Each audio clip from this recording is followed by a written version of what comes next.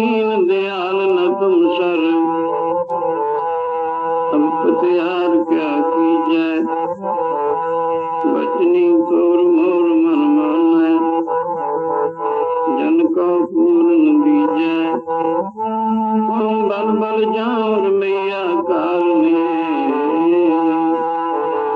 कारण कब न बोले। लेखे विच लालो जी जन्म तुम्हारे, लेखे विच लालो जी जन्म तुम्हारे,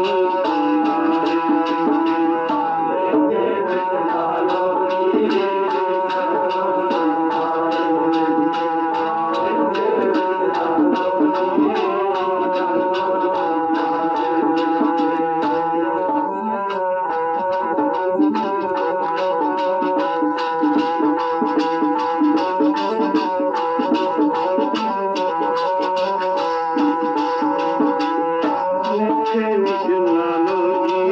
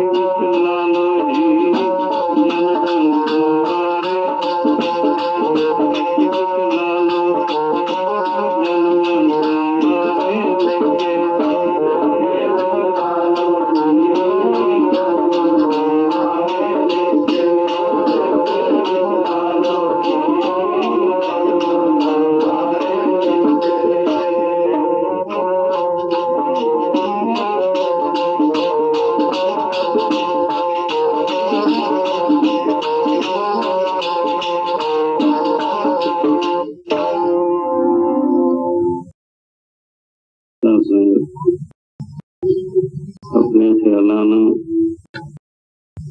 ਬਾਹਰੋਂ ਰੋਕਣ ਦੀ ਖੇਚਲ ਕਰੋ।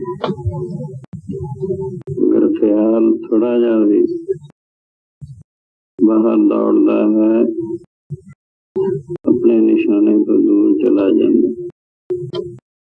जो विचार चल रही होंदी है एक नुकता विचों रह जाए सारा ही दूर चला जाता। तो ख्याल नूं पूरा पूरा टिका के रखना चाहिए। मनुखा शरीर जो सानू प्राप्त है जिस विच असीं हुण बैठे हुए गलती करके भुल करके अज्ञान दे वश होके जहालत दा पर्दा असूल होने करके अपने आप नू बजाय आत्मा दे जिस्म मन रहा। पर जिस वक्त वो पर्दा दूर हुंदा है असली अपने आपे दी सोझी पैंदी है। इस दी भुल उतनी देर तक ही है जिनी देर तक असलियत नूं समझ नहीं लैंदा। जिवें एक मकान विच वसण वाला पुरुष किसी नशे दे अधीन होके बुद्ध ठिकाने ना होने करके अपने आप नूं मकान ही मनी जावे। सारे लोग कहेंगे इसकी बुद्ध ठिकाने नहीं, इसने कोई गूढ़ा नशा पीता है। जदों नशा उतरता है फिर समझदा हो मेरी कितनी भुल सी, बजाय मकीन दे अपने आप नूं मकान मन रहा सी। मकान तो मेरे रहने वाली जगह है, कुछ दिन इस मकान विच कट के फिर तुर जाना। इसी तरह ही जिस्म मकान है, शब्द अपना आपा जो है जिसनूं रूह या जीवात्मा या अंग्रेजी वाले सोल कहते हैं, वो शब्द अपना आपा है। वो मरने वाली चीज नहीं, अगर मर जाए अगे जन्म कौन धारण करे। मरण हारिए जरा नहीं, इतने कर्मां दा फल भुगतण वास्ते स्थूल शरीर नूं छड्ड के सूक्ष्म शरीर दे सहित यूं अगे तुर जांदा है जिवें हवा फुल्लां दी सुगंधी या दुर्गंधी लैके पता नहीं किस वेले अगे नूं तुर जांदी। सो अगे जाके कर्मां दा फल भोगना पैंदा है। होर कोई देह धारदा है उत्थे दुख सुख पाउंदा है। इहदा सिलसिला उतनी देर तक नहीं खत्म हुंदा जिन्नी देर तक जिस वाहिगुरू तो विछड़िया है। जीव रूपी बूंद जिस ब्रह्म रूपी समुद्र विचों विछड़ी है उस विच नहीं मिल जाता। इस वास्ते ही मानव तन विच आके बड़े भाग हुण इसनूं सत्संग प्राप्त होवे। जिथों इसनूं सत दी सोझी पैंदी है, इस पासे दी समझ पैंदी है। जिही जी विद्या प्राप्त करनी होवे ओह जे स्कूले कॉलेज दाखिल होना पैंदा है। वही जी फिर उसनूं समझ पैंदी है। रूहानियत की समझ हमेशा रूहानी स्कूलों या कॉलेजों विचों ही प्राप्त होंदी है। रूहानी स्कूल कॉलेज इसनूं कहते सत्संग नूं कहते। सत्संगत कैसी जानी है जिथे इको नाम बखानी है। इउं करके इसनूं ये मानुख दे बड़ा मुश्किल प्राप्त होया है। कीड़े पतंगे हाथी घोड़े उठ बैल सब छुए 84 लाख जोन विचों 84 लाख जिया जोन भुगत के फिर इस मनुखादे नूं प्राप्त होया जिसनूं देवता लोग भी तरस रहे हैं। जेड़ी देही नूं लोच देने देवते कोई देही कोई जेड़ी देही नूं लोच देने कोई देही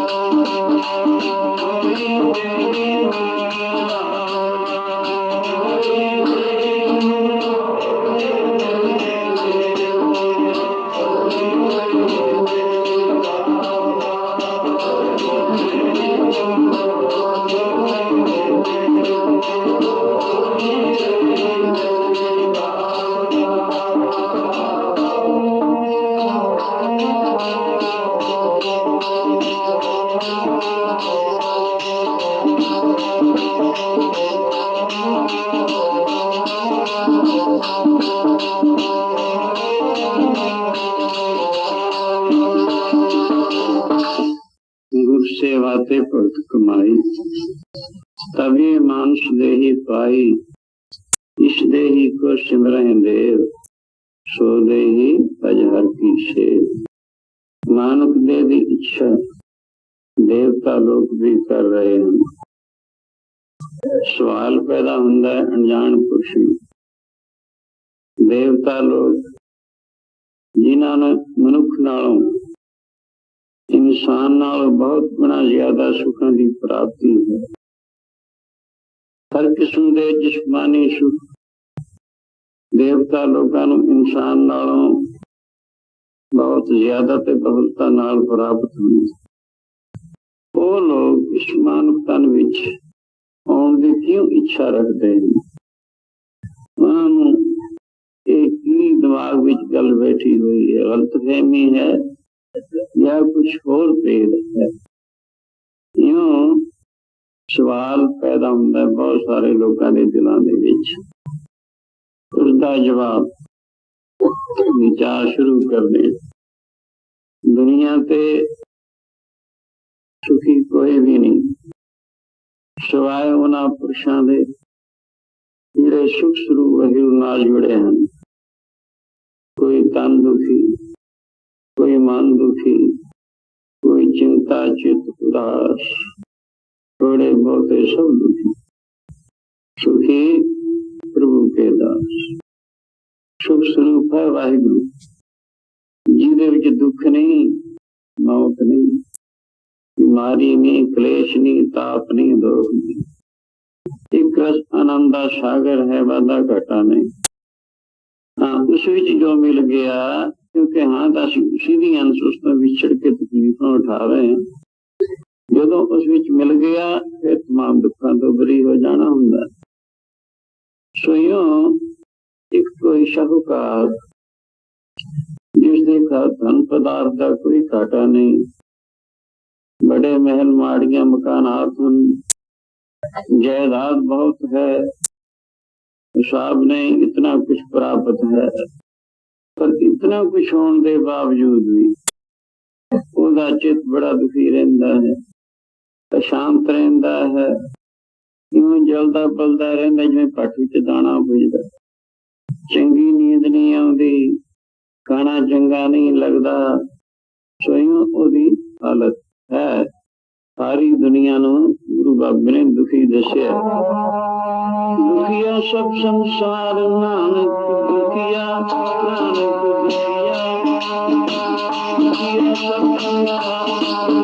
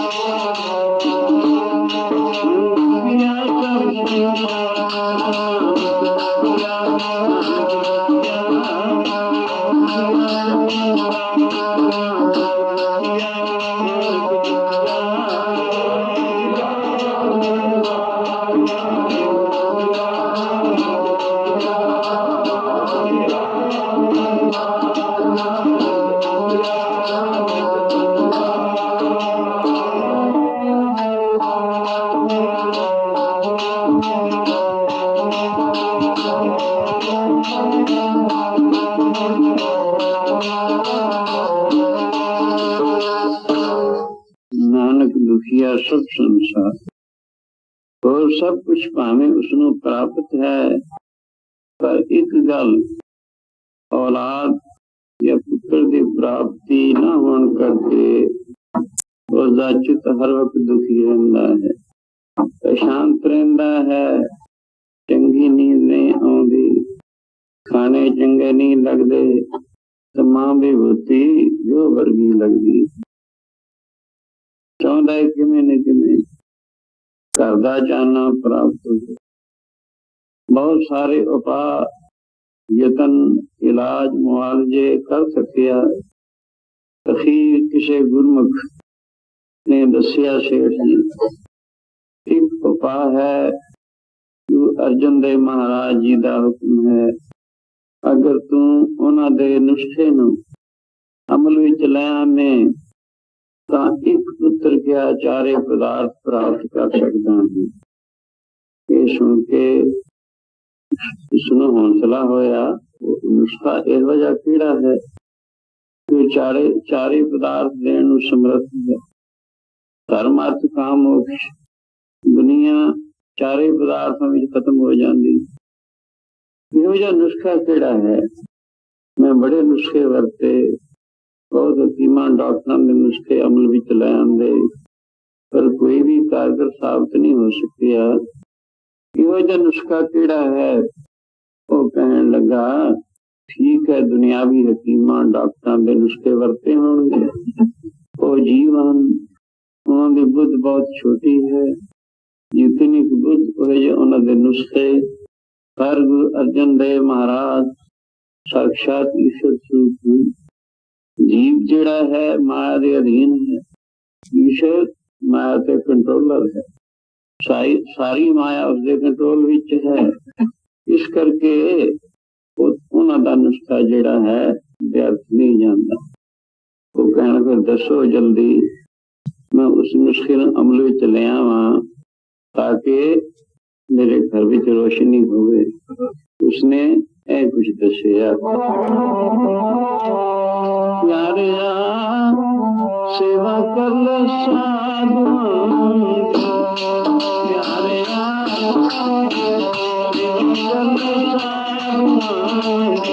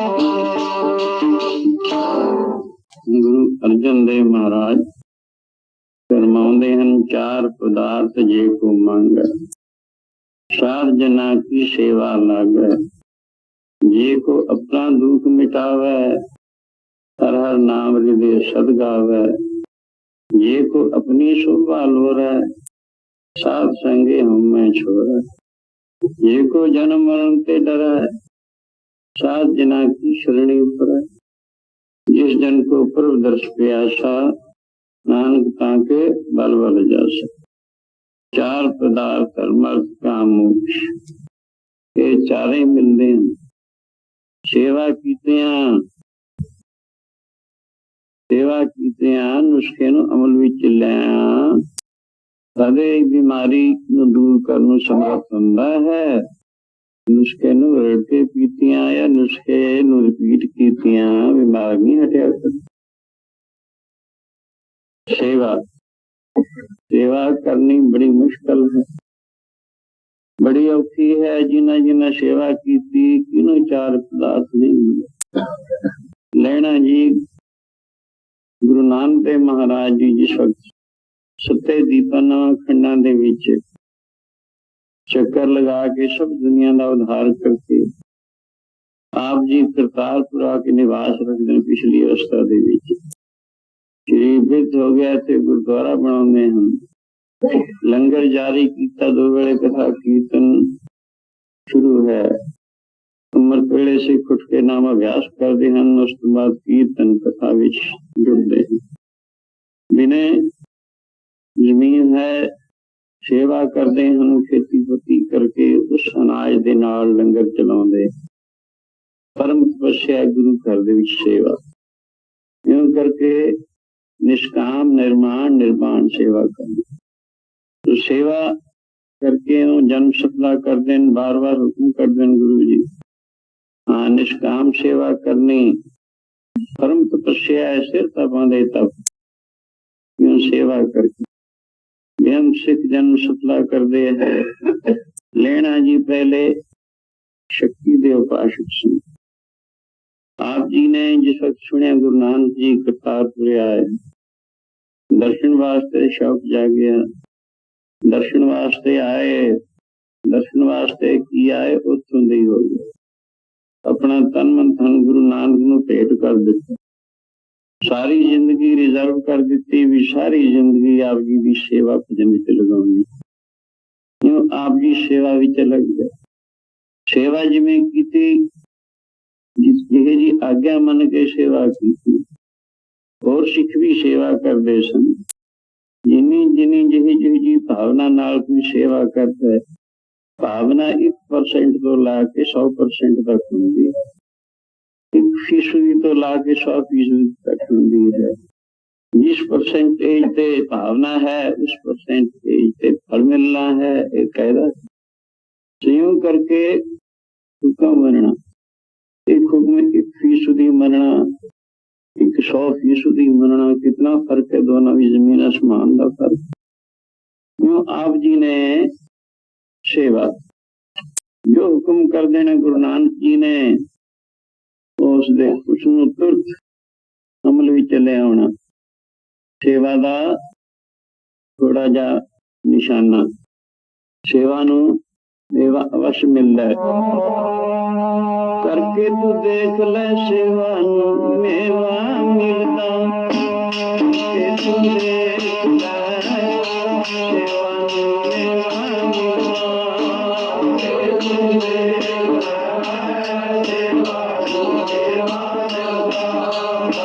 तू देख ले सेवा नू मेवा मिलता, करके तू देख ले सेवा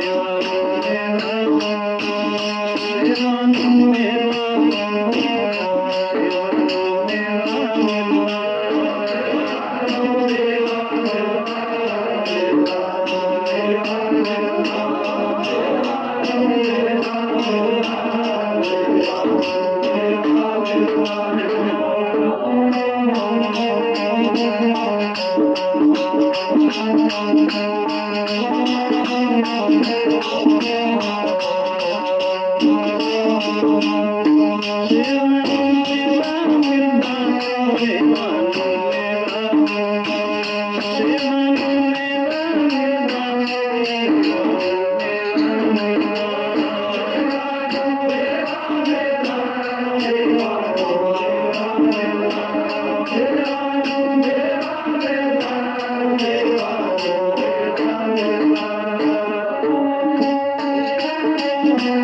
मिलता।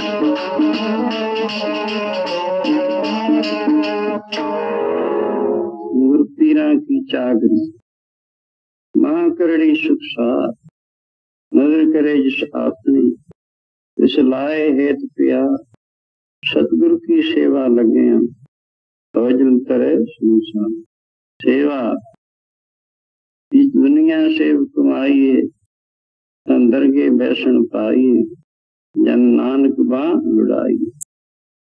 सेवा अस्थि सिर जो अंकस है, ऐरण जो सिर दे, मन तन आगे राख कर उभी सेव करे। यूं गुरमुख आप नवारिय, सब राज श्रेष्ठ का। सेवा करनी मुर्दा हो के आपा वार के हुंदी, मन दी मत नूं छड्ड के हुंदी है।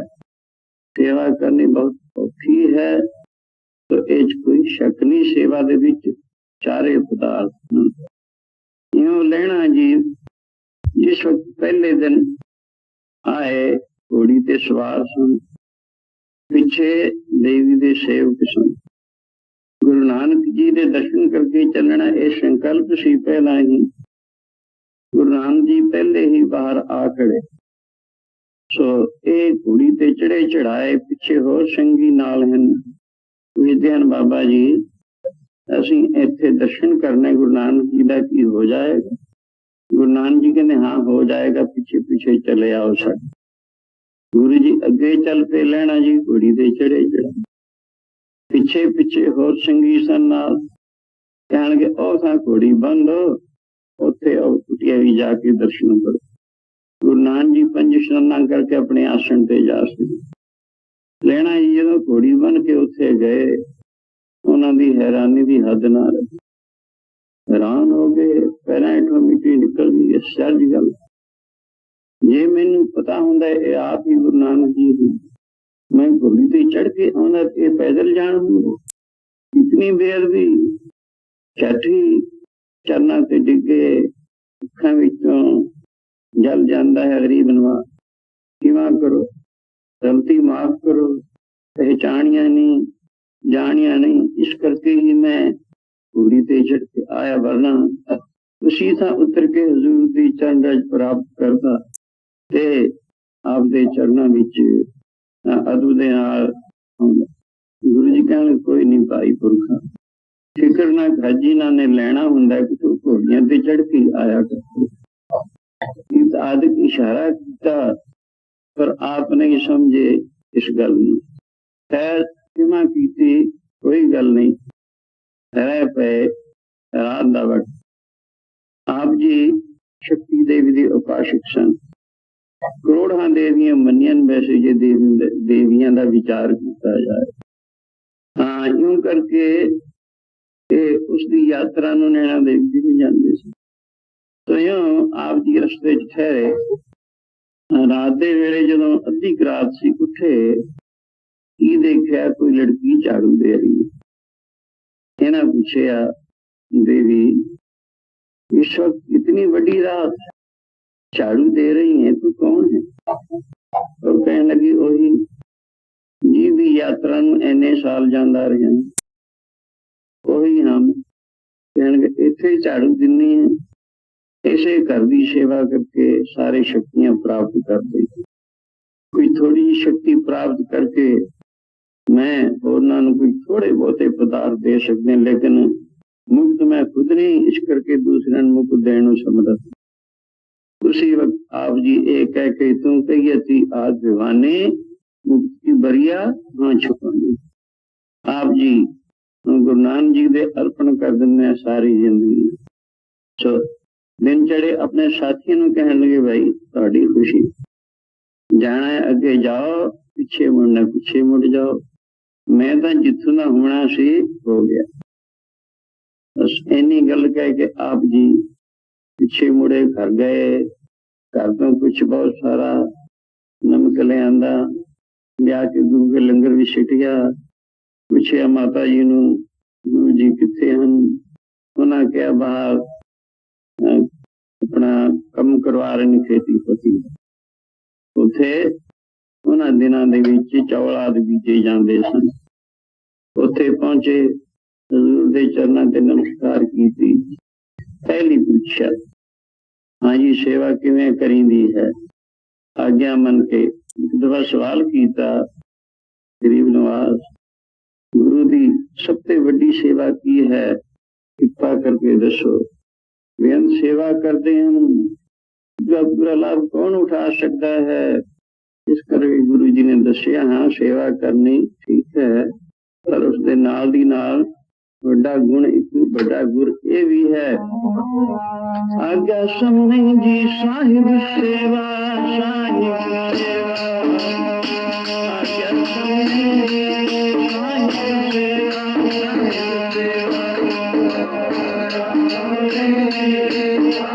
सेवा, साहिब सेवा,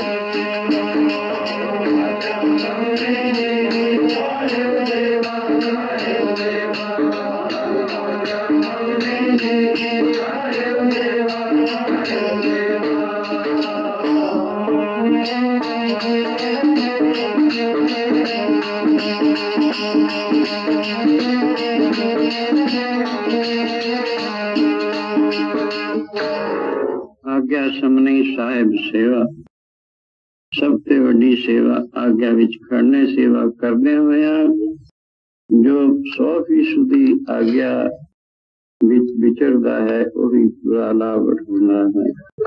इसी तरह गुरु नानक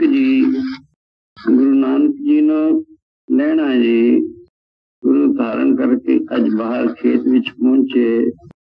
उत्थे गुरु जी चौलां विचों यानी धाना विचों और नदीन पटवा रहे हैं। बहुत सारे भार बनवाए। श्री चंद आप जी दे बड़े साहबजादे छोटे लक्ष्मी दास ये भी उत्थे ही सन और बहुत सारी सिख संगत सी। सो पहली दफा पहली कसवटी की लगती है बाबे श्री चंद नो गुरु नानक जी कहणगे बेटा श्री चंद है जो भार बने हन चौलां विचों लटर पटर कढ़ के धाना विचों ये पंड सिर ते चको घर पशुआं दे कम आएगी। चौल हमेशा पानी विच हुंदे जिथे पानी खड़ा रहे उत्थे हुंदे हुंदे ओहदे विचों जिहड़ी होर बेफायदा चीज़ां पट्टियां जांदियां ने उन्हां विच हमेशा चिकड़ हुंदा है। इउं करके वो चिकड़ नाल भरे पए सी। कहण लगे ये चको घर ले चलो। कहण लगे महाराज देखो किन्ने सिख सेवक ने अपने उन्हां तो चुका लेंगे मेरे कपड़े लिबड़ जाणगे। ते छोटे साहबजादे लक्ष्मीदास नूं बेटा ए पंड चक सिर ते घर पशुआं वास्ते लेके चलो। महाराज मेरे कपड़े खराब हो जाते किन्ने सेव खड़े हैं इन्हां तो किसी तो चुका लेने हैं। सो इन्हां ने जदों ये कहा लेना जी यानी गुरु अंगद जी बात आप जी की सेवा विच खड़े सन गल विच पल्ला पाई इशारा किया पुरखा पंड उठा घर नूं लैके चल। आप जी ने झट ही वह पंड सिर ते उठा ले। भावें कीमती वस्त्र पहने हुए सन छिट्टे गिरते हुए चिकड़ गिरदा होया सारे कपड़े खराब हो गए। घर ले जाके जदों पंड सिटी माता जी ने देखिया कोई नवा पुरख आया सी तो ये सारे कपड़े खराब हो गए। जदों गुरु नानक जी घर आए कहन लगे ये कोई नवा प्रेमी आया सी सिक्की धारण करने वास्ते। आपने ये सिर ते चिकड़ चका के ये सारे कपड़े खराब कर दिते। किन्ने कीमती कपड़े पहने सन। गुरु जी कहें नहीं भोलिए पंड नहीं चुकाई ये तो संसार के उधार की पंडे दे सिर ते रखी। ये इशारा जदों कीता माता जी हैरान हो गए। उस तो बाद फिर कहने लगे सारे कपड़े खराब हो गए, चिकड़ लिबड़ गए, चिकड़ नाल लिबड़ गए। तो कहने लगे नहीं ये चिकड़ नहीं, ये तो केसर है। कि आज माता जी ने उस दिन तो संशय पैदा हो गया। संशय पैदा होने करके कई दफा जिक्र करना, महाराज दुनिया के लोग अपनी जितनी प्रॉपर्टी है अपनी वंश नूं अपनी औलाद नूं दिंदे हैं, आप दा ख्याल ये सिख लेने वाल दींदा है। गुरु जी कहने लगे ठीक है, दुनियावी प्रॉपर्टियां जड़ियां हैं, दुनियावी धन दौलत पदार्थ जमीन जायदाद जो कुछ है वो बेशक भावें बिंदी वंश दा होवे, लेकिन यह जिहड़ी रूहानी प्रॉपर्टी है ये तो आज्ञाकार सिख दी। अपने पुत्र आज्ञा मनने जिहड़ा मन लेगा उसे दी वस्तु। यूं आप जी ने कई दफा कहना, कई दफा ऐसी परीक्षा हुई, आप जी ने भावें मामूली गल्लां सीगियां देखण नूं तां ऐसा ही प्रतीत हुंदियां हन, पर इन्हां विच मैनूं मोटरां छाटरां इहे फोन नहीं सन, बहलियां गड्डियां रथ गड्डे गुड्डे इहो जिहा कुछ हुंदा सी साडे कोल। आप जी पहली गड्डी विच बैठे हुए हैं, केसी इशनान किया होया। तो जांदियां आप जी ने चांदी का कौल एक बहुत सारा डूंग सी चिकड़ा उहदे विच छिड़ दिता। कहने लगे लक्ष्मी दास श्री चंद एक कौल डिग पिया, एक घट। महाराज एडी चिकड़ विच मैं डिगा, मेरे कपड़े खराब हो जाएंगे, कौलां दा घट है। आपां लक्ष्मी दास नूं कहा बेटा तू कड, वो भी कहेगा महाराज चांदी का कौल की है, पदार्थों का अपन की घट है, डिग पे डिग पिया जान। पिछे आ रहे सन लेना जी, गुरु नानक जी ने अपना मुंह बाहर नूं कट के इशारा किया, पुरखा ये कौल कट। आप जी ने झट डूंग विछाल मार दी, कौल कट के लियांदा, घर जाके दसिया माता जी नूं, कहण लगे देखो ये अपने पुत्र हैं, ये पराया पुत्र है, कल नूं ये गल कहण दा ख्याल ना समझो, किते इस गल दा ख्याल ना करना, ये तां आग्याकार दी वस्तु। इसी तरह गल्लां थोड़ियां थोड़ियां रात दे वेले अद्धी क रात है, मींह पैंदा, सर्दी दा मौसम है, कच्ची कंध डिग पैंदी है। गुरु जी कहण लगे श्री चंद भाई कंध बनाओ। महाराज अद्धी रात सियाल दा महीना मींह पै रहा है, कल नूं बनवा लवांगे राजां तो। वही जवाब लक्ष्मी दास दा हुंदा सी, छोटे पुत्र दा। लैना जी पास पे हुक्म होया, पुरखा कंध बनाओ।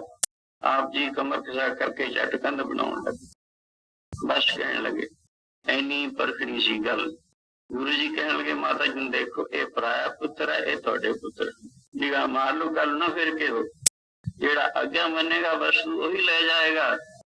इसी तरह और कई दफा मामूली गल्लां ते परीक्षा करके अखीर वड्डियां वड्डियां परीक्षा ते भी आईयां, जिन्हां विच लैना जी पास होए। तां ते चारे पदार्थ सेवा दे विच हन, पर सासू सेवा करनी मुर्दा होके सेवा हुंदी है। मुर्दा होए मुरीद न गली होना, मुर्दे दे वांग मुरीद होवे तब जाके सेवा हुंदी है, वरना सेवा नहीं हुंदी। मुर्दा होए ना मुरीद गली होना, मुर्दा होए ना मुरीद गली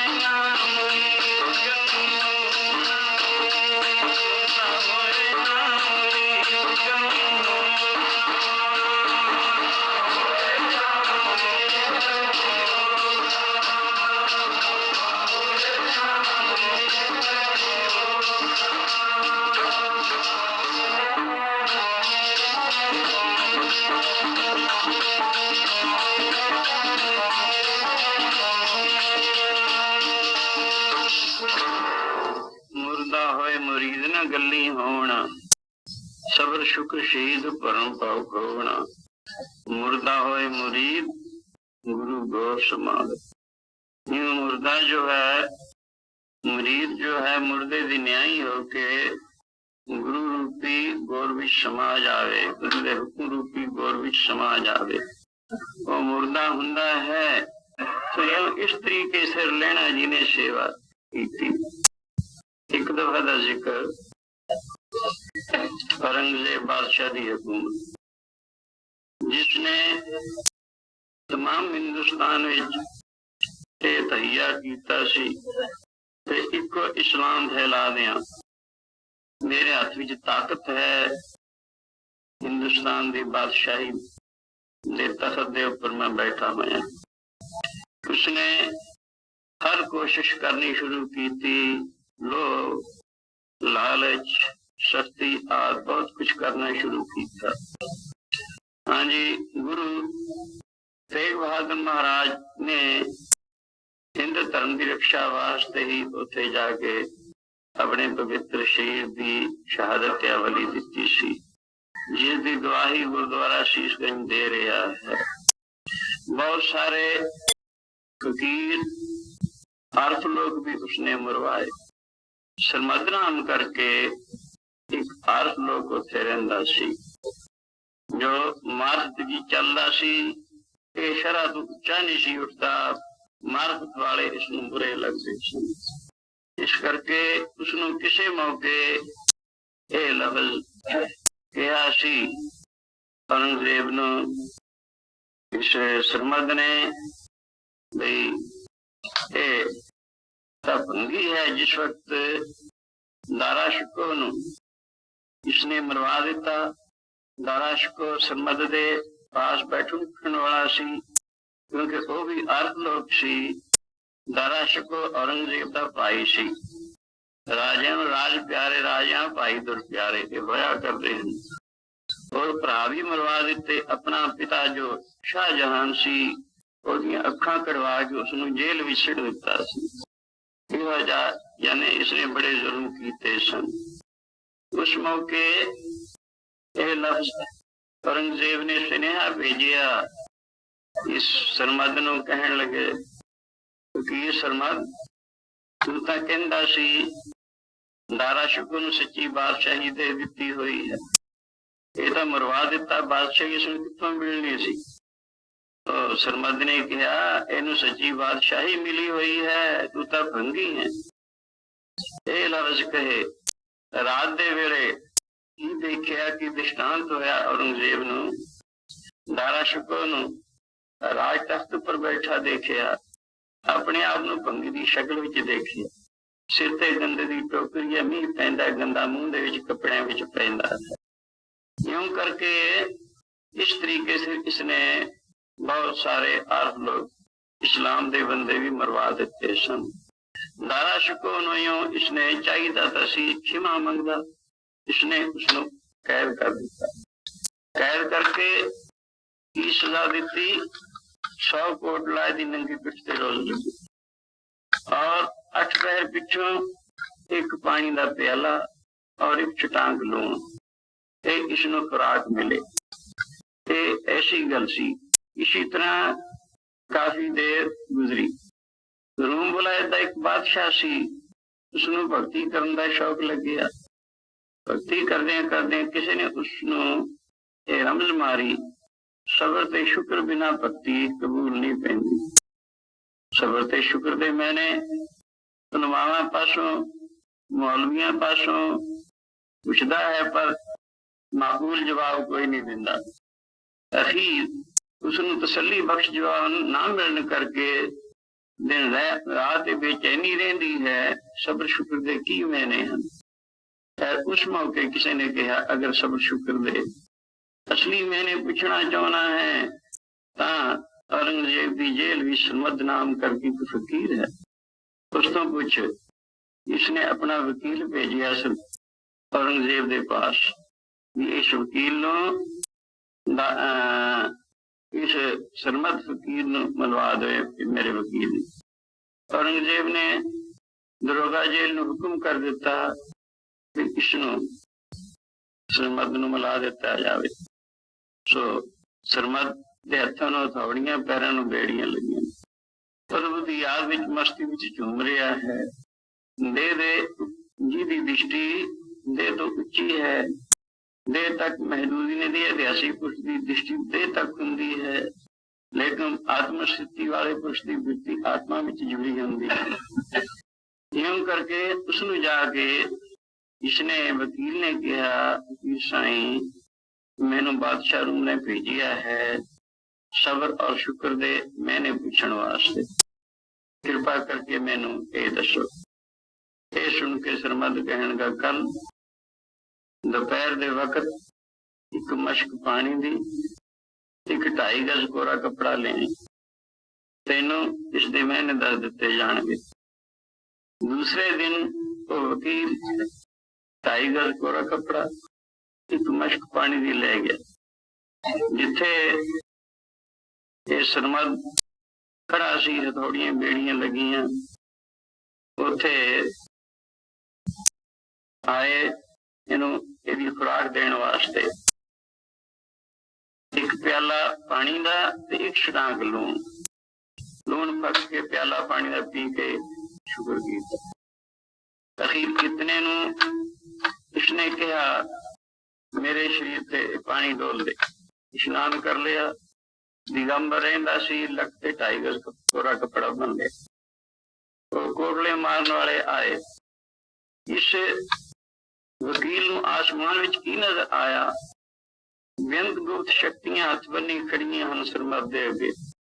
ਹੁਕਮ ਕਰੋ, ਇਸ ਬਾਦਸ਼ਾਹ ਦੀ ਬਾਦਸ਼ਾਹੀ ਗਰ ਕਰ ਦਈਏ। ਕਿਤਨੀਆਂ ਤਕਲੀਫਾਂ ਤੈਨੂੰ ਦੇ, ਪਰ ਉਂਗਲੀ ਵੱਲ ਇਹਦਾ ਇਸ਼ਾਰਾ ਨਾ ਦਾ ਹੋ ਰਿਹਾ। ਸੋ ਇਹ ਕੁਝ ਦੇਖਿਆ।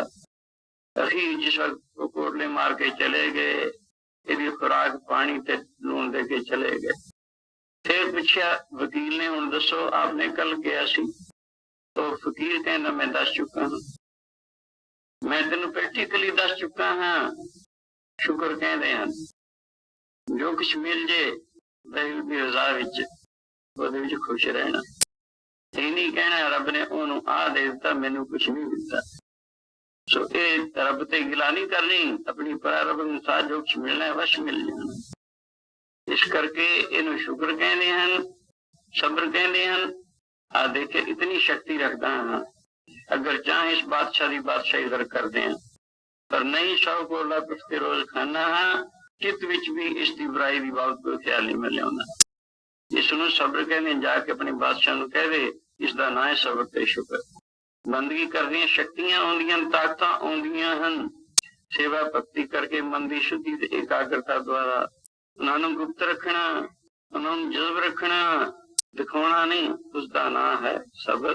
जो कुछ मिल जाना उससे प्रसन्न रहना, उसका ना है शुक्र। यूं शासन इस तरीके से मुर्दा होके ही सेवा होया करती है। सेवा दे विच 4 पदार्थ मिलते हैं प्यारे, 4 पदार्थ मिलते सेवा।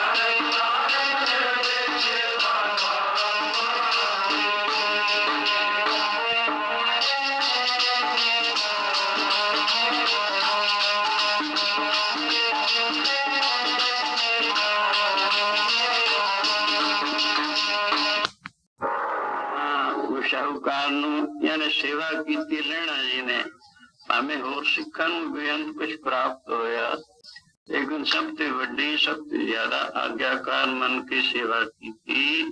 लेना जी ने, गुरु नानक जी ने सारिया शक्तियां, ब्रह्म ज्ञान, भक्ति दे भंडार सारे बख्श के अपनी गति का जानशीन बना के आप जी अपने पंचभूत चोरे नु अंतर ध्यान कर जाते। यो सेवा दा, निष्काम सेवा दा फल प्रभु प्राप्ति आप सब कुछ ही मिल जाता है। बाकी सैकाम कोई इच्छा रख के सेवा करनी, उसमें सैकाम सेवा कहते हैं। इधर शाहूकार ने जिदे पास बहुत सारा धन पदार्थ सी, दरिया के किनारे एक बड़ा आश्रम तैयार किया, बहुत सारे मकान और जगह, कले कले साधु रहने कुटियां, लंगर जारी कर दिता। हर किस्म की सेवा पानी की ते रहायश की होनी शुरू हो गई। जिथे साधु महापुरुषों का आवाजावी हो जाती है, उत्थे सत्संग भी शुरू हो जाया करता है। हर कोटि के महापुरुष होने शुरू हो गए। सत्संग का भी लाभ प्राप्त होना शुरू हो गया। सत्संग पर बुद्ध भी शुद्ध होनी शुरू हो गई। बहुत सारी रूहानी भेदां की भी वाकफियत होने लग गई, क्योंकि जिहा इंसान सुनता है वैसे ही कुछ उसको प्राप्त होया करता है। स्वयं करके कई साल सेवा करते गुजर गए, बड़ी कठिन सेवा की थी। एक दफा एक प्रसिद्ध पुरुष आ गए, आके पूछते हैं सेठ न, सेठ जी बड़ी सेवा आरंभी है, बड़ी कठिन कारणा गालना है, तन करके मन करके धन करके, की संकल्प है तेरा असल? ये सुन के सेठ ने कहा महाराज संकल्प पहले तो ऐसी परमेश्वर पुत्र की दात बख्श। मैं सुनिया सी संतां की सेवा तो सब कुछ मिलता है, पर हुण एक कोई दृढ़ संकल्प मेरा नहीं है, वाहिगुरु बख्श दे वावा, नहीं सेवा करके परलोकता मेरा सिमर ही जाना। ये सुन के महापुरुष बहुत खुश हुए, कहने लगे अच्छा परलोकता तेरा जरूरी सिमर जाना, क्योंकि सत्संग के मार्ग विच पै गया है। पर तेनू परमेश्वर ये भी कृपा करे पुत्र की दात भी बख्शे। यही वचन हो गया, सात वचन अटला भावें चंद्रमा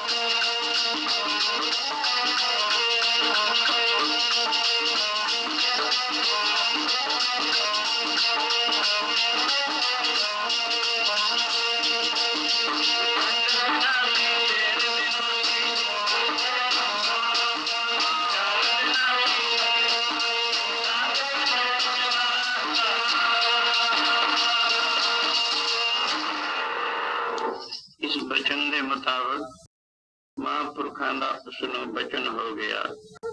तो समा पा के बच्चे की आस हुई। साध संगत साध भजन प्रहलादा।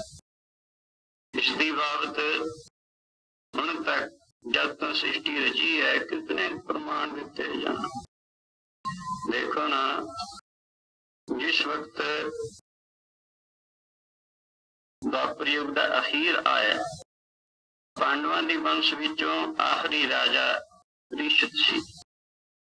बड़ा धर्मात्मा, न्यायकारी, प्रजा पालक, संत सेवी, जितने गुण प्रजा दे वास्ते, प्रजा नूं सुख देण वास्ते राजा विच होने चाहिए उहदे विच पाए जांदे सन।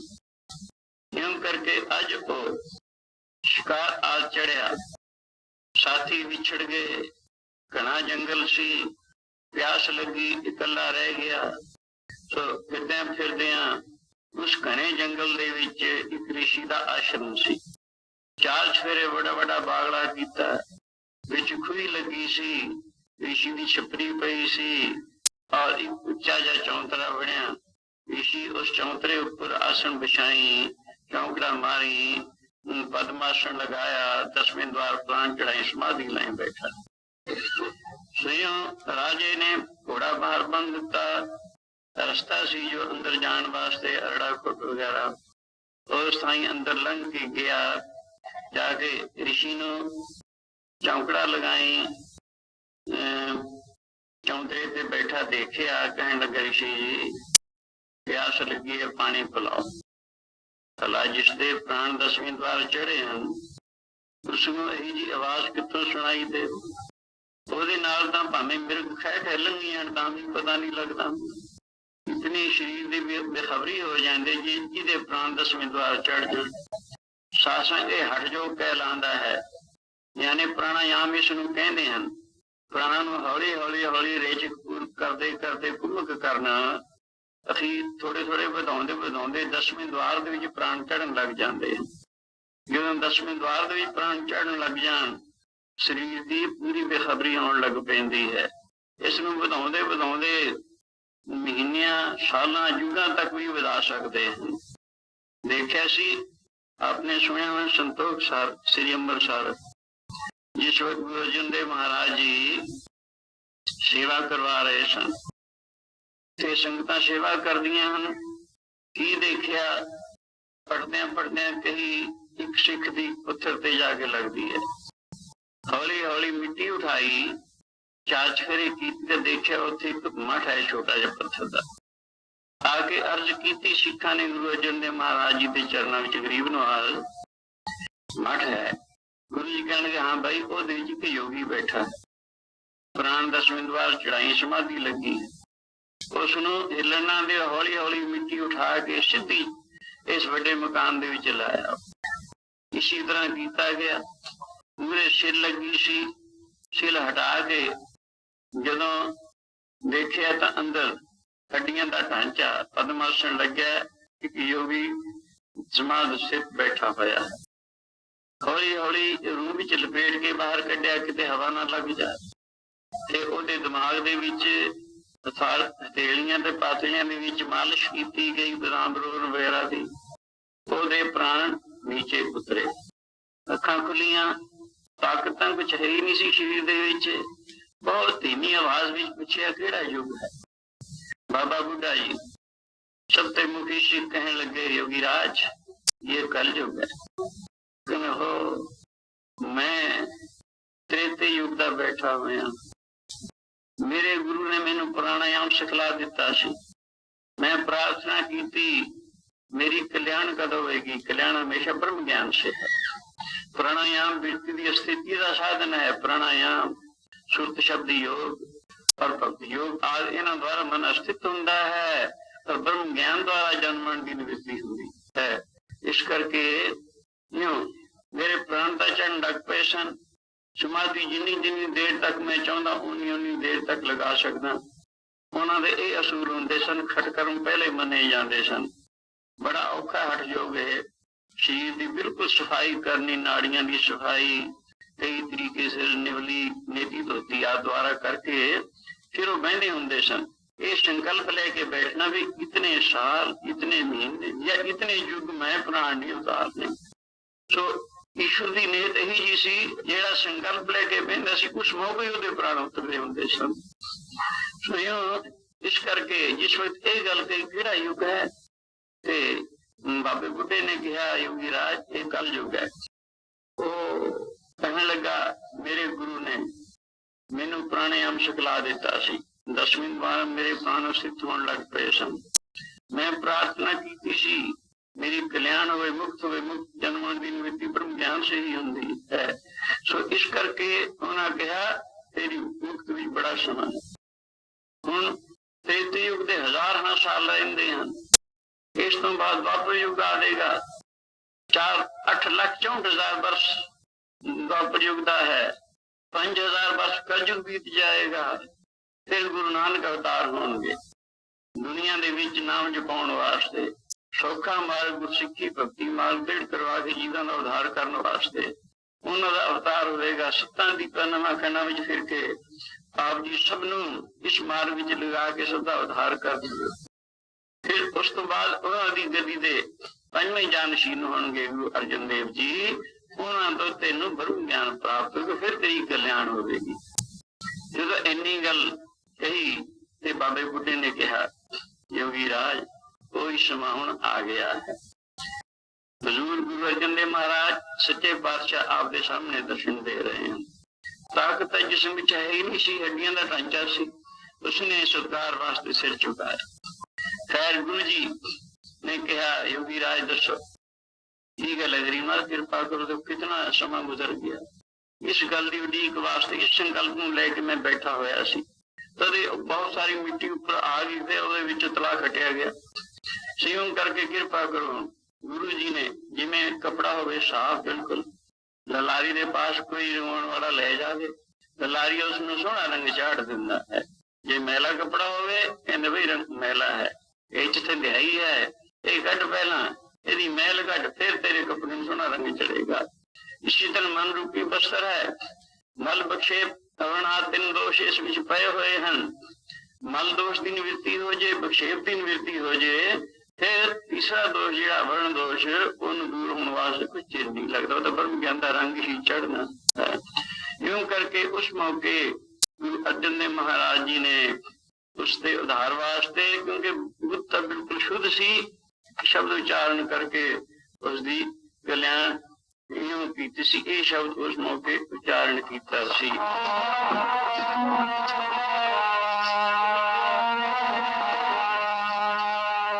कोई अविनाशी जी बिन सुख नाही, बिन सुख नाही, कोई अविनाशी बिन सुख नाही, बिन सुख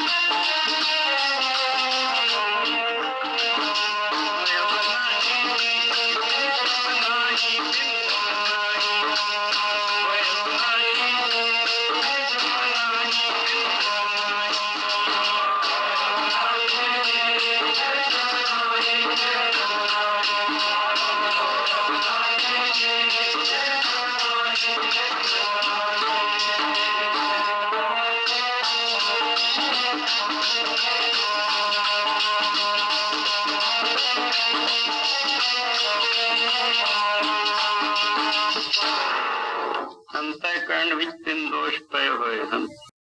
ਜਿਵੇਂ ਇਨਸਾਨ ਦਾ ਚਿਹਰਾ ਜਿਉਂ ਕਿ ਤਿਉਂ ਹੈ, ਇਹਦੇ ਵਿੱਚ ਕੋਈ ਫਰਕ ਨਹੀਂ। ਕਿਸੇ ਆਦਮੀ ਨੂੰ ਭਰਮ ਪੈ ਜਾਏ ਵੀ ਮੇਰਾ ਚਿਹਰਾ ਕਾਲਾ ਹੈ, ਉਹ ਭਰਮ ਦੂਰ ਕਰਨ ਵਾਸਤੇ ਕੀ ਉਪਾਅ ਕਰਦਾ ਹੈ? ਚਿਹਰੇ ਨੂੰ ਊਂ ਤਾਂ ਦੇਖੇ ਨਹੀਂ ਜਾਂਦਾ, ਸ਼ੀਸ਼ੇ ਵਿੱਚ ਹੀ ਦੇਖਣਾ ਹੈ ਉਸਨੇ। ਸ਼ੀਸ਼ਾ ਜੇ ਪੁੱਠਾ ਹੋਵੇ ਤਾਂ ਨਹੀਂ ਦਿੰਦਾ ਹੈ, ਸ਼ੀਸ਼ਾ ਜੇ ਸਿੱਧਾ ਹੋਵੇ ਮੈਲਾ ਬਿਲਕੁਲ, ਫਿਰ ਵੀ ਚਿਹਰਾ ਨਹੀਂ ਦਿੰਦਾ ਹੈ। ਜੇ ਸ਼ੀਸ਼ਾ ਬਿਲਕੁਲ ਸਵਾਹ ਹੋਵੇ ਔਰ ਚਿਹਰੇ ਦੇ ਸਨਮੁਖ ਹੋਵੇ, ਚਿਹਰਾ ਦਿਸ ਪਏਗਾ। ਚਿਹਰਾ ਪਹਿਲਾਂ ਵੀ ਜਿਹਾ ਜਿਹਾ ਸੀ ਉਹ ਜਿਹਾ ਹੀ ਸੀ, ਜਿਹਾ ਜਿਹਾ ਹੁਣ ਸ਼ੀਸ਼ੇ 'ਚ ਦੇਖਿਆ ਵੈਸਾ ਹੀ ਹੈ। ਇਸੀ ਤਰ੍ਹਾਂ ਵਾਹਿਗੁਰੂ ਅੰਤਰਜਾਮੀ ਹਰ ਇੱਕ ਦੇ ਅੰਦਰ ਇੱਕੋ ਜਿਹਾ ਇੱਕ ਰਸ ਵਸ ਰਿਹਾ, ਉਹਦੇ ਵਿੱਚ ਫਰਕ ਨਹੀਂ ਪੈਂਦਾ ਹੈ। ਪਰ ਉਸ ਦੇ ਦਰਸ਼ਨ ਵਾਸਤੇ ਹਰ ਇਨਸਾਨ ਦੇ ਮਨ ਰੂਪੀ ਸ਼ੀਸ਼ੇ ਦੇ ਵਿੱਚ ਫਰਕ ਪਿਆ ਹੋਇਆ ਹੈ। ਮਨ ਦੇ ਵਿੱਚ ਤਿੰਨ ਦੋਸ਼ ਪਏ ਹੋਏ ਹਨ। ਇੱਕ ਮਨ ਰੂਪੀ ਸ਼ੀਸ਼ਾ ਪੁੱਠਾ ਹੈ। ਪੁੱਠਾ ਕੀ ਹੈ? ਨਾਸਤਿਕ ਭਾਵਨਾ ਆਈ ਹੋਈ ਹੈ। ਪ੍ਰਸੰਗ ਦੇ ਜ਼ੇਰੇ ਅਸਰ, ਬੁਰਾ ਲਿਟਰੇਚਰ ਪੜ੍ਹਨ ਕਰਕੇ, ਬੁਰਾਈਆਂ ਵਿੱਚ ਲੱਗਣ ਕਰਕੇ ਇਸ ਦੀ ਬੁੱਧ ਇਤਨੀ ਮਲਨ ਹੋ ਜਾਂਦੀ ਹੈ, ਇਹ ਕਹਿਣ ਲੱਗ ਪੈਂਦਾ ਰੱਬ ਹੈ ਨਹੀਂ। ਇਹ ਮਨ ਰੂਪੀ ਸ਼ੀਸ਼ਾ ਪੁੱਠਾ ਹੋਇਆ। ਪਰ ਜਦੋਂ ਸਤਸੰਗ ਕਰਨ ਲੱਗਦਾ ਸ਼ਰਧਾ ਪ੍ਰੇਮ ਨਾਲ ਮਹਾਂਪੁਰਖਾਂ ਦਾ, ਉਸ ਮੌਕੇ ਹੌਲੀ ਹੌਲੀ ਇਹ ਸ਼ੀਸ਼ਾ ਸਿੱਧਾ ਹੋਣ ਲੱਗਦਾ ਹੈ, ਯਾਨੀ ਦੀ ਬੁੱਧ ਬਦਲਣ ਲੱਗਦੀ ਹੈ। ਫਿਰ ਇਸ ਦੇ ਵਿੱਚ ਮਲ ਪਈ ਹੋਈ ਹੈ। ਬੁਰੇ ਕਰਮਾਂ ਦੀ ਮਨ ਬੁਰੇ ਪਾਸੋਂ ਨਹੀਂ ਖਿੱਚ ਖਾਈ ਜਾਂਦਾ ਹੈ, ਬੁਰਾਈਆਂ ਨੂੰ ਹੀ ਚਾਹੁੰਦਾ ਹੈ। ਸ਼ਰਾਬ, ਬਾਬ, ਜੂਆ, ਠੱਗੀ, ਦੁਰਾਚਾਰ, ਇਹਨਾਂ ਕੰਮਾਂ ਨੂੰ ਹੀ ਚਾਹੀ ਜਾਂਦਾ। ਇਹਦੇ ਵਿੱਚ ਮੈਲ ਪਈ ਹੋਈ ਹੈ। ਫਿਰ ਇਹ ਮਨ ਰੂਪੀ ਸ਼ੀਸ਼ਾ ਹਿੱਲਦਾ ਹੈ। ਹਿੱਲਦਾ ਕੀ ਵਿਖੇਪ ਭਜਨ ਕਰਨ ਲੱਗਦਾ ਹੈ, ਜਪਜੀ ਸਾਹਿਬ ਦਾ ਪਾਠ ਕਰਨ ਲੱਗਦਾ, ਏਕ ਓਂਕਾਰ ਦੇ ਅਸਲੋਕ ਤੇ ਜਾ ਪਹੁੰਚਦਾ। ਵਿਚਾਲੇ ਪਤਾ ਨਹੀਂ ਕਿੱਥੇ ਫਿਰ ਆਉਂਦਾ। ਸੰਯੋਗ ਕਰਕੇ ਇਹ ਮਨ ਰੂਪੀ ਸ਼ੀਸ਼ਾ ਚੰਚਲ ਹੈ। ਜਦੋਂ ਇਹ ਤਿੰਨੇ ਦੋਸ਼ ਦੂਰ ਹੋ ਜਾਣ, ਸ਼ੀਸ਼ਾ ਸਿੱਧਾ ਹੋ ਜੇ, ਸਾਫ਼ ਹੋ ਜੇ, ਟਿਕ ਜਾਏ, ਤੇ ਚਿਹਰਾ ਉਹਦੇ ਵਿੱਚ ਦੇਖੀਏ ਜਿਵੇਂ ਤਿਉਂ ਦਿਸ ਪੈਂਦਾ ਹੈ। ਚਿਹਰੇ 'ਚ ਫਰਕ ਨਹੀਂ ਹੈ। ਇਸੀ ਤਰ੍ਹਾਂ ਮਨ ਨੂੰ ਸ਼ੁੱਧ ਕਰਨ ਵਾਸਤੇ, ਸਿੱਧਾ ਕਰਨ ਵਾਸਤੇ ਸਤਸੰਗ ਹੈ। ਸ਼ਰਧਾ ਭਾਵਨਾ ਸਤਸੰਗ ਕਰੇ। ਫਿਰ ਇਸ ਦੀ ਮਲ ਦੂਰ ਕਰਨ ਵਾਸਤੇ ਨਿਸ਼ਕਾਮ ਸੇਵਾ, ਦਾਨ, ਇਸ਼ਨਾਨ ਆਦਿ ਸਤ ਕਰਦੇ ਹਨ, ਬੁਰਾਈਆਂ ਨੂੰ ਛੋੜ। ਫਿਰ ਮਨ ਨੂੰ ਟਿਕਾਉਣ ਵਾਸਤੇ ਅਭਿਆਸ ਹੈ, ਸ਼ਬਦ ਸੁਰਤ ਦਾ ਅਭਿਆਸ ਹੈ, ਨਾਮ ਦਾ ਅਭਿਆਸ ਹੈ, ਬਾਣੀ ਦਾ ਅਭਿਆਸ ਹੈ, ਅਠ ਯੋਗ ਆਦਿ। ਇਸ ਯੋਗ ਜਦੋਂ ਮਨ ਟਿਕ ਜਾਵੇ ਔਰ ਸ਼ੁੱਧ ਹੋ ਜਾਵੇ, ਫਿਰ ਇਸ ਦੇ ਵਿੱਚ ਇੱਕ ਦੋਸ਼ ਬਾਕੀ ਰਹਿੰਦਾ ਹੁੰਦਾ, ਅਵਰਣ ਦੋਸ਼ ਜਿਸ ਨੂੰ ਕਹਿੰਦੇ ਹਨ। ਉਹ ਮਹਾਂਵਾਕ ਦੁਆਰਾ, ਸਤਿਪੁਰਸ਼ ਬ੍ਰਹਮ ਵਿਚਾਰ ਦੁਆਰਾ ਬੜੀ ਜਲਦੀ ਹੀ ਦੂਰ ਕਰ ਦਿੰਦੇ। ਉਹਨੂੰ ਦੂਰ ਹੋਣ ਨੂੰ ਚਿੰਨ ਨਹੀਂ ਲੱਗਦਾ। ਜਿਵੇਂ ਕੱਪੜੇ 'ਚ ਮੈਲ ਵੀ ਨਾ ਹੋਵੇ ਔਰ ਕੱਪੜੇ ਵਿੱਚ ਧੰਦਿਆਈ ਵੀ ਨਾ ਹੋਵੇ, ਉਹਨੂੰ ਰੰਗ ਚਾੜਨ ਨੂੰ ਲਲਾਰੀ ਦੇਰ ਨਹੀਂ ਲਾਉਂਦਾ, ਝੱਟ ਹੀ ਸੋਹਣਾ ਰੰਗ ਚਾੜ ਦਿੰਦਾ ਹੈ। ਸੋ ਇਹਨਾਂ ਨੂੰ ਦੂਰ ਕਰਨਾ ਹੁੰਦਾ ਪਹਿਲੇ। ਇਸੀ ਤਰ੍ਹਾਂ ਉਹ ਯੋਗੀ ਦਾ ਮਨ ਬਿਲਕੁਲ ਸਾਫ਼ ਸੀ, ਟਿਕਿਆ ਸੀ, ਬੜੀ ਦੇਰ ਦਾ ਬੈਠਾ ਹੋਇਆ। ਗੁਰੂ ਜੀ ਨੇ ਜਦੋਂ ਇਹ ਬਚਨ ਬ੍ਰਹਮ ਵਿਚਾਰ ਦੇ ਬਚਨ ਸੁਣਾਏ, ਬਾਜੀ ਜੈਸੇ ਬਾਜੀ ਪਾਈ, ਨਾਨਾ ਰੂਪ ਇੱਕ ਦਿਖਲਾਈ, ਸਾਈਂ ਉਤਾਰਥ में पसारा, तब एको एक अंकारा, कमन रूप दिशो बंसायो, कहाँ गयो करते आयो, जलते उठे अंतरंगा, कन भुनकी ने बहुरंगा, बीज बीज देखो वो प्रकारा, फल पाके ते एक अंकारा, धर्म लोभो महाविकार, धर्म छूटे ते एक अंकार, कोई अविनाशी बिन सतनाही, ना को आवे ना को जाही, गुर पूरे होवे मल धोई, कहो नानक मेरी परम गति। ये शब्द की विचार द्वारा संपन्न ज्ञान होया, उनको मुक्त अवस्था में प्राप्त हो गया। गुरु अर्जुन ने महाराज ने फरमाया, योगी राज जेकर दुनिया ते रहना है, रह सकते हैं जिन्नी देर तेरा जी करे, जीवन मुक्ति का आनंद लाए। अगर तू नहीं चाहता बदे मुक्ति चाहना, तेरी खुशी ऐसे ही छड़ के परा हो जाती। उस मौके योगी कहना, महाराज ਹੁਣ ਮੈਂ ਇਸ ਖੱਡੜ ਨੂੰ ਰੱਖਣਾ ਨਹੀਂ ਚਾਹੁੰਦਾ, ਹੁਣ ਮੈਂ ਵਧੇ ਮੁਕਤੀ ਹੀ ਚਾਹੁੰਦਾ। ਇਸ ਵਾਸਤੇ ਇੰਨੀ ਦੇਰ ਤੱਕ ਮੈਂ ਬੈਠਾ ਰਿਹਾ। ਤੋ ਉਸ ਮੌਕੇ 10ਵੇਂ ਦਵਾਰ ਨੂੰ ਖੋੜ ਕੇ ਸਰੀਰ ਨੂੰ ਤਿਆਗ ਜਾਂਦਾ ਹੈ, ਜਿਵੇਂ ਸੱਪ ਕੰਜ ਤਿਆਗ ਜਾਂਦਾ। ਸੋ ਇਸ ਤਰੀਕੇ ਫਿਰ ਸਾਧ ਸੰਗਤ ਪ੍ਰਾਣਾਯਾਮੀਆਂ ਦੀ ਹਾਲਤ ਦੱਸੀ। ਪ੍ਰਾਣਾਯਾਮੀਆਂ ਦੀਆਂ ਜਿਹੜੀਆਂ ਸਮਾਧੀਆਂ ਹੁੰਦੀਆਂ ਹਨ, ਉਹ ਇਸ ਕਿਸਮ ਦੀਆਂ ਹੁੰਦੀਆਂ ਹਨ। ਬੜੀ ਬੜੀ ਦੇਰ ਤੱਕ ਬੈਠੇ ਰਹਿਣਾ, ਮਿਰਗ ਵੀ ਭਾਵੇਂ ਖੈ ਕਰ ਲੰਘੀ ਜਾਣ, ਸਰੀਰ ਦੀ ਉਹਨੂੰ ਸੋਝੀ ਕੋਈ ਨਹੀਂ ਹੁੰਦੀ ਹੈ, ਸਰੀਰ ਦੀ ਬੇਖਬਰੀ ਹੁੰਦੀ ਹੈ। ਇਸੀ ਤਰ੍ਹਾਂ ਰਾਜਾ ਪ੍ਰੀਸ਼ਤ ਸ਼ਿਕਾਰ ਖੇਡਦਾ ਖੇਡਦਾ ਘੋੜਾ ਬਾਹਰ ਬਣ ਕੇ ਜਦੋਂ ਉਸ महात्मा दे अंदर गया तो समाध स्थित बैठा होया सी, जाके कहने लगा महात्मा जी पानी पिलाओ। पर उन्होंने की पता, प्राणायामी सी, 10वें द्वार प्राण स्थित सन। फिर क्या पानी पिलाओ, प्यास लगी है, फिर नहीं। पर कलयुग ने उस राजा की बुद्ध भ्रष्ट कर दी। बुद्ध भ्रष्ट होने की निशानी यही है, कलयुग का बल पैन की निशानी यही है, मन का बुरे पासे हो जाना। हालांकि संत सेवी सी, परमात्मा सी, मैं जानता भी सी भी संगतियां समाधियां लगाते होंगे हैं, पर उसकी बुद्ध ऐसी भ्रष्ट हो गई, उसके चित्त भी जैसा ख्याल आया भाई मैनू पानी नहीं पिला रहा, मैनू पखंड कर करके दिखा रहा। ये ख्याल आने की देर सी। उत्थे एक मोया सप पिया सी, कोई घना जंगल सी। धनुष नाल चक के मोया सप वो ऋषि के गल विच इउं पाता जिवें माला पाई नहीं। ऋषि को कोई पता नहीं। राजा पानी पी के उसे कोई सी उड़ के सवार होके अपने घर चला गया। घर जाके वस्त्र उतारे, स्नान वगैरह किया, ख्याल आया ओ मैं तो बहुत बुरी गल करी है, ਇਹਦਾ ਖਮਿਆਜ਼ਾ ਮੈਨੂੰ पता नहीं कितना बुरा भुगतना पवे, फलवश भुगतना पवेगा। क्योंकि ਜਿਹੜਾ चंगा आदमी ਹੁੰਦਾ है ਇਹ ਕਿਤੇ ਤਾਈਂ ਕਿਸੇ ਕਾਰਨ ਤੇ ਉਹਦੀ ਬੁੱਧ ਭ੍ਰਿਸ਼ਟ ਹੋਣ ਕਰਕੇ ਤਾਂ ਗਲਤੀ ਹੋ ਜਾਏ, ਉਹਨੂੰ ਛੇਤੀ ਸਮਝ ਆ ਜਾਂਦੀ ਹੁੰਦੀ ਹੈ। ਫਿਰ ਜਿਹੜਾ ਲੱਗੇ ਇਹਨਾਂ ਕੰਮਾਂ ਵਿੱਚ ਉਹਨੂੰ ਤਾਂ ਪਤਾ ਹੀ ਨਹੀਂ ਲੱਗਦਾ ਮੈਂ ਪਾਪ ਕਰਦਾ ਕਿ ਨਾ ਕਰਦਾ, ਐਸੀ ਬੁੱਧ ਮਲੀਨ ਹੁੰਦੀ ਹੈ। ਇਉਂ ਕਰਕੇ ਉਹਨੂੰ ਛੇਤੀ ਖਿਆਲ ਆ ਗਿਆ ਵੀ ਇਹਦਾ ਜ਼ਰੂਰ ਕੋਈ ਨਾ ਕੋਈ ਬੁਰਾ ਨਤੀਜਾ ਨਿਕਲੇਗਾ।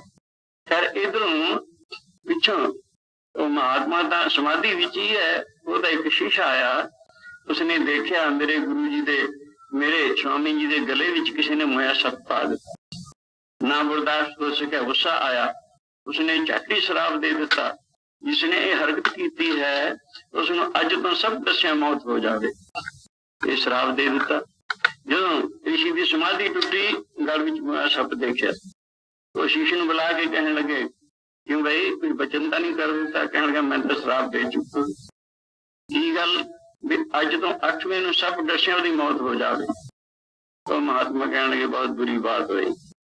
राजा परीक्षित सी, बड़ा धर्मात्मा राजा है, प्रजा नूं इहो जिहा राजा मिलना बड़ा औखा है। इस वास्ते चंगा हुण बचनता हो गया तो नहीं टलेगा, उन्होंने कह दे अपनी कल्याण का कोई उपाय कर लवे। सुनिया भेजिया वो अगी उड़ीकदा सी भी कोई न कोई इसका नतीजा बुरा निकलना है। कहने लगे अपना उपाय कर लो, उपाय कोई कल्याण का, अज तो 8 दिन तेरी मौत हो जानी, सब दसिया मौत होनी, यह भी ख्याल कर ले। परीक्षितगढ़ जिहड़ा हुण मेड़ तो कुछ फासले ते बनया होया, उत्थे उसने दरिया वगदा सी, उहदे विच जल्दी जल्दी रात ही शीशे का महल तैयार किया। दूसरे दिन ही भगत पुराण की कथा शुरू करा दी, उस मत विच मनी जाती है, जिवें साडे गुरु ग्रंथ साहिब पाठ या कथा हुंदी है। इउं करके उत्थे सुखदेव स्वामी तो कथा सुननी शुरू की। बहुत सारे ऋषि मुनि इकट्ठे हुए। अखीर नतीजा सास यही होया, 8वें दिन जिस दिन भोग पिया, उधर जिवें असीं फुल चाढ़दे हां अपने इष्ट देवते सत्कार वास्ते, और फिर सत्कार वास्ते दोवें हत्थां विच लैके सुंघदे हां, कई तरह मत्थे नूं लगाउने। तो इसी तरह जो राजा परीक्षित फुल सुंघण लग्या, ਉਹਦੇ मत्थे ते उपर डंग मार दिता, सुखों उतार के ते छिड़ा गया सी। इउं ਉਹਦਾ विनाश होया। इउं दस दिन गुरु जी साध वचन लाथा। इउं सासंग हुण समा भी देखना है, कल इथों विचार शुरू करांगे। हुण इसी तरह सजे रहो। वक्त मैं खास अपने आप ही मुख रखदा, 4 बजे अजे 10 मिनट रहिंदे हन, अगे तो नहीं छेड़िया क्योंकि प्रसंग ज्यादा वक्त ले लेगा। ये तो फिर शुरू करांगे। हूँ गज बज के गुरु स्तुति विच बोलो।